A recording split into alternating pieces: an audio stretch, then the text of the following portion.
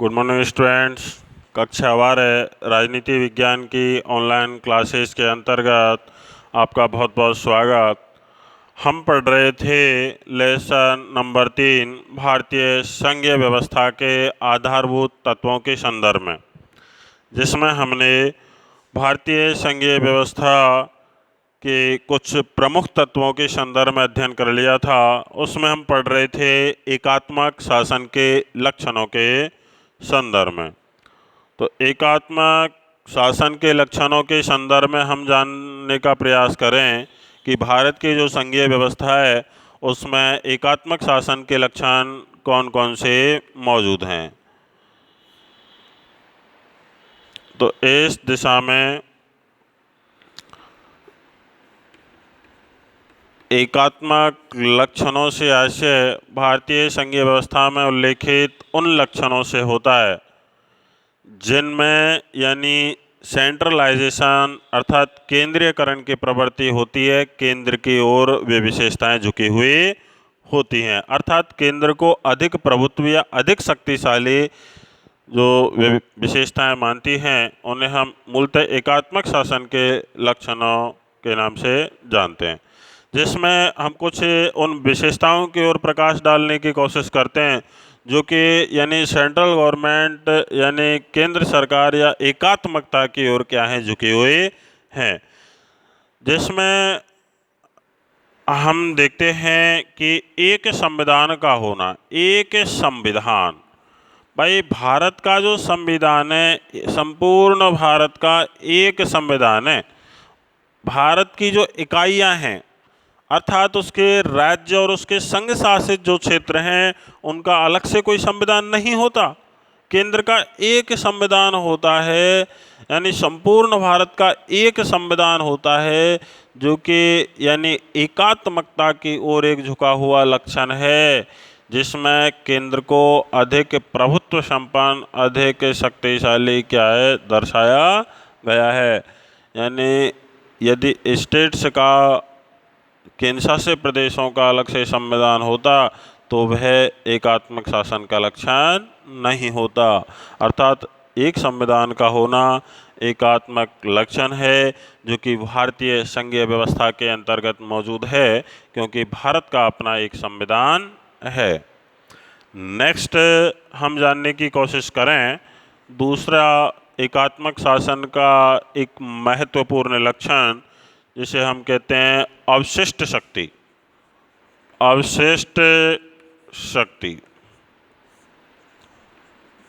प्यारे विद्यार्थियों, जैसा कि हम पढ़ चुके हैं कि भारतीय संविधान की 7वीं अनुसूची के अंतर्गत आर्टिकल संख्या 246 के अंतर्गत केंद्र एवं राज्यों के मध्य में शक्ति के विभाजन का प्रावधान किया गया है, अर्थात decentralisation of power between central and state government, जिसमें प्रावधान है कि शासन के विषयों को संघ, राज्य और संवर्ती अर्थात 3 सूचियों में विभाजित कर दिया गया है।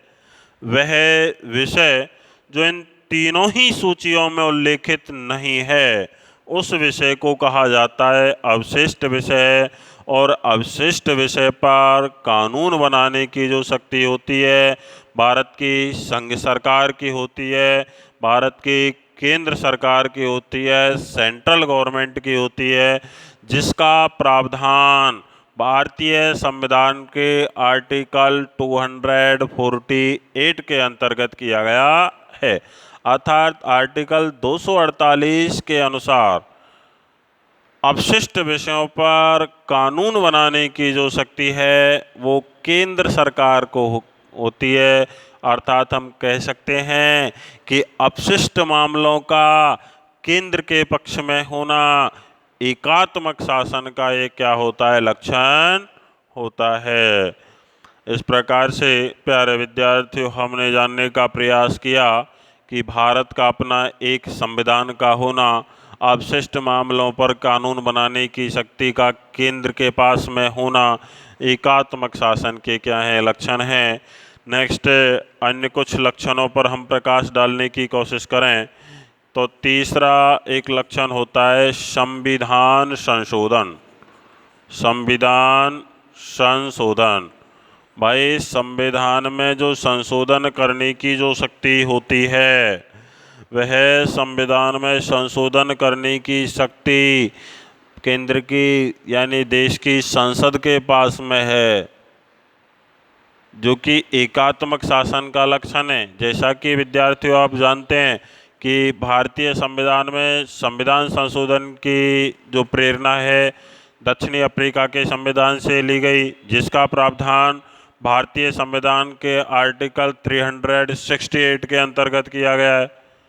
और 368 के अंतर्गत संविधान संशोधन की जो विधियां हैं उनके अंतर्गत कुछ विधेयक इस प्रकार के होते हैं। उन विधेयकों को संसद के किसी भी सदन, लोकसभा अथवा राज्यसभा किसी भी सदन में प्रस्तुत किया जा सकता है। लेकिन धन विधेयक इस प्रकार का विधेयक है कि हमेशा राष्ट्रपति की अनुमति के बाद में लोकसभा में ही क्या किया जाएगा, प्रस्तुत किया जाएगा। भाई ये विधेयक संसद के दोनों सदनों से 2/3 बहुमत के बाद में पारित हो जाएं तो इन्हें यानी जिन विधेयकों के संदर्भ में आवश्यकता है कि उन्हें राज्यों की विधान परिषदों के पास में भेजा जाए, उन विधेयकों को केवल राज्यों की विधान सभाओं के पास में भेजा जाता है तथा राष्ट्रपति की अनुमति के बाद में, राष्ट्रपति के हस्ताक्षरों के बाद में वो एक्ट का रूप ले लेते हैं। दूसरे हमने देखा कि साधारण जो विधेयक होते हैं, साधारण विधेयक संसद के किसी भी सदन, लोकसभा अथवा राज्यसभा में प्रस्तुत किए जा सकते हैं। दोनों ही सदनों के साधारण बहुमत के बाद में ये विधेयक पारित हो जाएं तो पारित होने के बाद में राष्ट्रपति के हस्ताक्षर के बाद में एक्ट का रूप ले लेते हैं। इस प्रकार से प्यारे विद्यार्थियों हमने देखा कि संविधान में संशोधन की जो शक्ति है, जो पावर है, वो यानी संघ सरकार के अंतर्गत निहित है, जो कि एकात्मक शासन का क्या है, एक लक्षण है। प्यारे विद्यार्थियों आगे हम जानने का प्रयास करें। चौथी एक महत्वपूर्ण विशेषता जो कि एकात्मक शासन की है, शक्तियों का विभाजन केंद्र के पक्ष में। शक्तियों का विभाजन केंद्र के पक्ष में। अब इस शक्तियों का जो विभाजन किया है 7वीं अनुसूची में, डिसेंट्रलाइजेशन ऑफ पावर की जो बात कर रहा है, उस अनुसूची के अंतर्गत जो व्यवस्था की गई है कि संघ सूची के अंतर्गत जो विषय उन पर कानून बनाने का काम भारत की संघ सरकार करेगी, उसमें अधिक महत्वपूर्ण विषयों को शामिल किया गया है।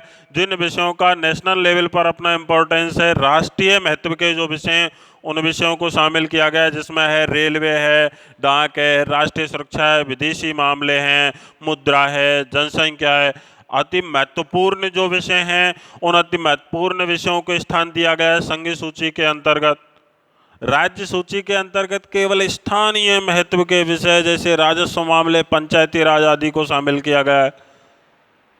और समवर्ती सूची के विषयों पर दोनों कानून बना सकती हैं, लेकिन दोनों में टकराव की स्थिति में हमेशा संघ सरकार का कानून ही मान्य होता है और अवशिष्ट विषयों पर ही संघ सरकार कानून बनाती है।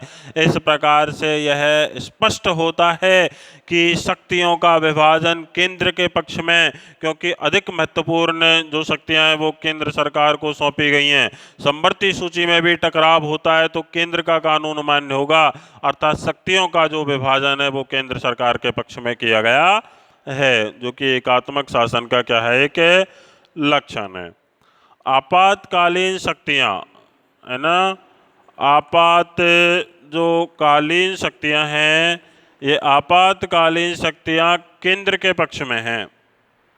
भाई आपातकाल की घोषणा भारत के राष्ट्रपति के द्वारा की जाएगी, लेकिन भारतीय संविधान के भाग 18 में आर्टिकल 352 से 360 तक जब आपातकाल लगेगा, पहला जो आपातकाल लगता है 352 के अंतर्गत, वह जो आपातकाल होगा और उस आपातकाल की जो घोषणा होगी वो सामान्यतः सशस्त्र विद्रोह, युद्ध और बाहरी आक्रमण की स्थिति में होती है।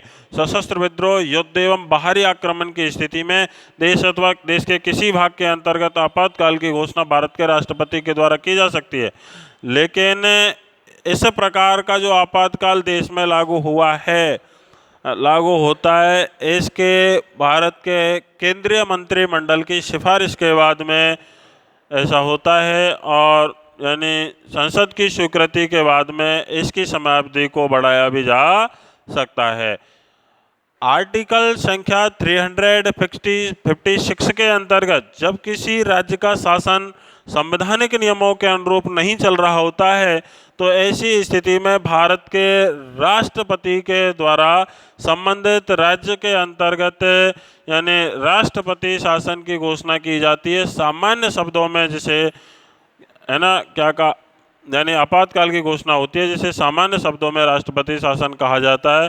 तो इस स्थिति में भी यानी केंद्रीय जो सरकार है उसको अधिक शक्ति क्या होती है, प्राप्त होती है।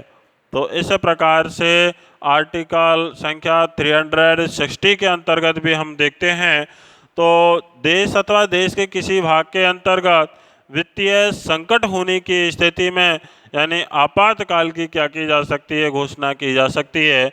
और इस स्थिति में केंद्र सरकार और राज्य सरकार के कर्मचारियों में के वेतन में कटौती का भी आदेश दिया जा सकता है।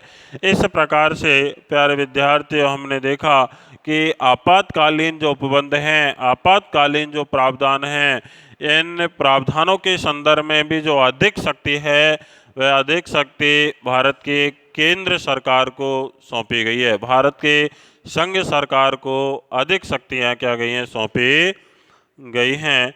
तो यह भी एक एकात्मक शासन का क्या होता है, लक्षण होता है। यह भी एक एकात्मक शासन का क्या है, लक्षण है।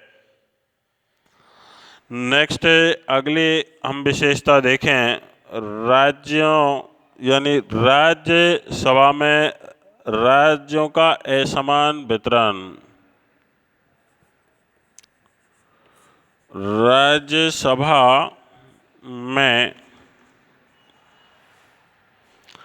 राज्यों का असमान वितरण। राज्यसभा में राज्यों का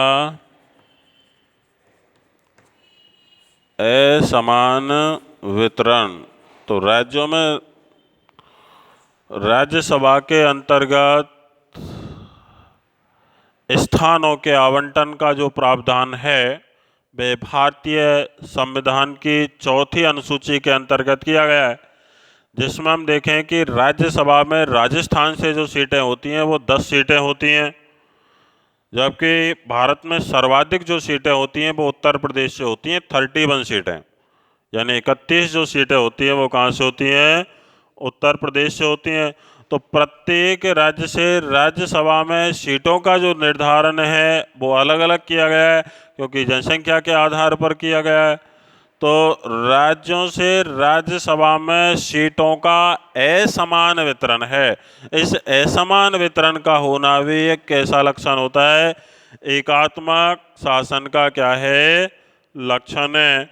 और नेक्स्ट लक्षण होता है एकल नागरिकता। एकल नागरिकता का होना भी कैसा लक्षण है, एकात्मक शासन का लक्षण है। जैसा कि भारतीय संविधान के अंतर्गत भाग 2 के अंतर्गत आर्टिकल संख्या 5 से 11 तक नागरिकता संबंधी प्रावधानों का उल्लेख किया गया है, जिसमें भारत के लिए इकहरी नागरिकता, एकल नागरिकता के सिद्धांत को क्या किया गया है, स्वीकार किया गया है। इस प्रकार से प्यारे विद्यार्थियों, हम देखते हैं कि भारत में इकहरी एकल नागरिकता के जिस सिद्धांत को स्वीकार किया गया है वह एकात्मक शासन का क्या है, लक्षण है। नेक्स्ट हम देखें कि अन्य भी कई लक्षण एकात्मक शासन के हैं, जिनमें है लोक सेवाओं का विभाजन नहीं होना। अगला लक्षण है लोक सेवाओं का विभाजन नहीं होना।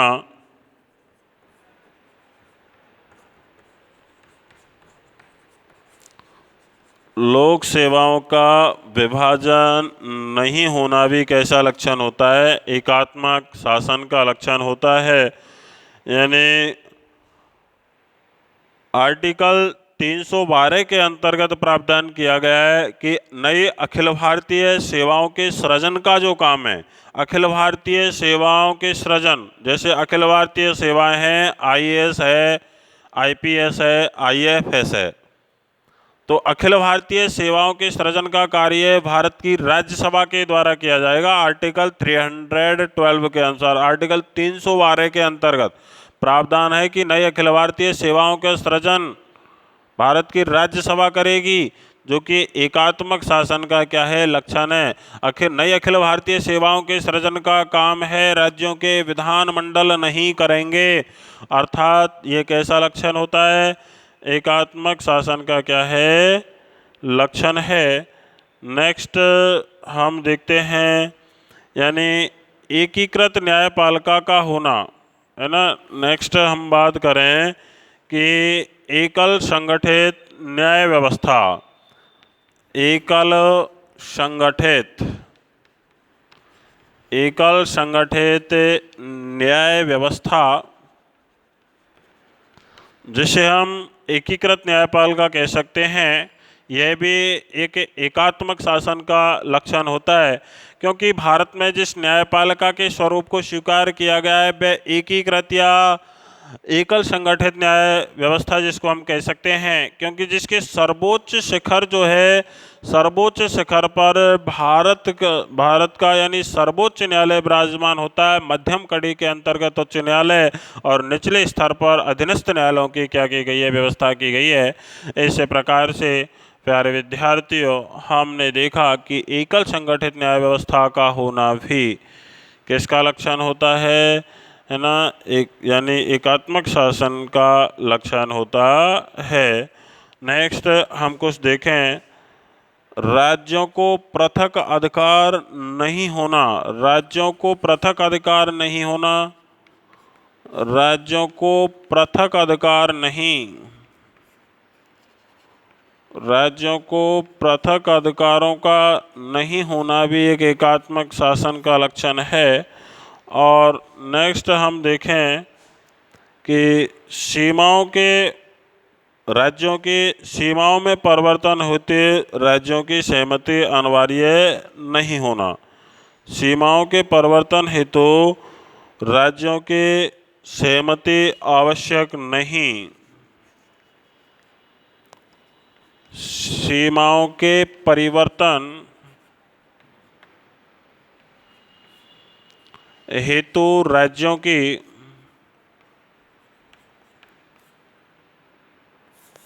सीमाओं के परिवर्तन हेतु राज्यों की सहमति